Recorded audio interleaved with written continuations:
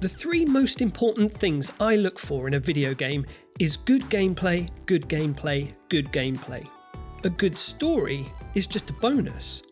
If the gameplay's good, I can live with a mediocre story, which works out pretty well because that's the way it goes most of the time. Not at all the case, however, with Night in the Woods. This game's story is a humdinger.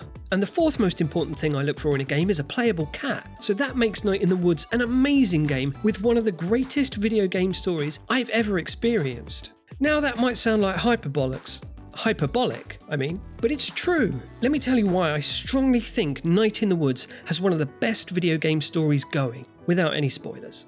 So to just briefly outline the setup of the game, you play as 20-year-old May Borowski, who, after having just dropped out of college, returns to her childhood home, the rundown ex-mining town of Possum Springs. There she reconnects with her family and friends, and a dark, mysterious, heartfelt, and hilarious adventure ensues.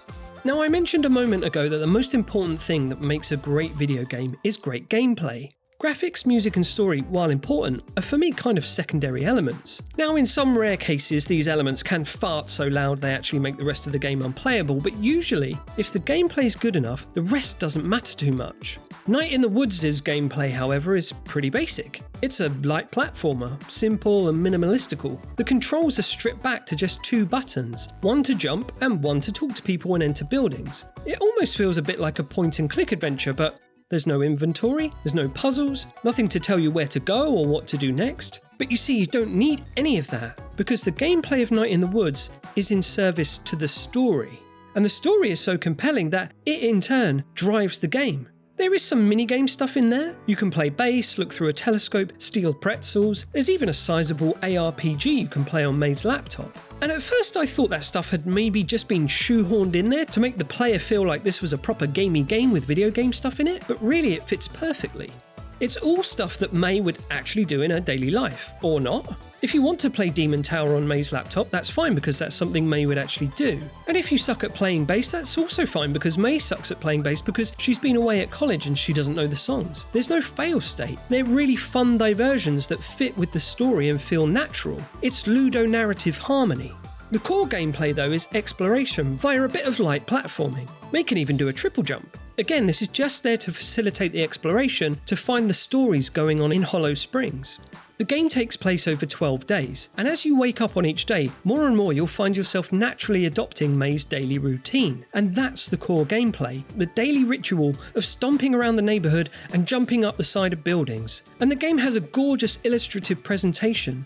It takes place in autumn, the perfect seasonal representation of a town in decline. In the day it's all bustle, copper tones and dreamy hazy afternoon light. You can easily inhabit May and feel at home again, chatting to mum every morning and talking with dad at the end of every day, speaking to people on the street or on rooftops and listening to their stories. And oh man, the stories. Not the main story, not the one that's the greatest video game story of all time, no, I'll get to that shortly. No, the other stories, the stories within the story. It's one of the reasons Night in the Woods is so engaging. As you play, you'll hear anecdotes, family histories, town histories, the histories behind the constellations in the sky, elevator pitches for films, and even read old newspaper articles on microfiche. There's so many stories in this game and they're all flipping riveting. And then there's the story fragments, which are another one of the reasons Night in the Woods is so engaging. It teases you with mysteries early on, stories either unfinished or still waiting to be told, like why did May drop out of college? What was the incident several years ago? What happened to Casey? What do the dreams mean?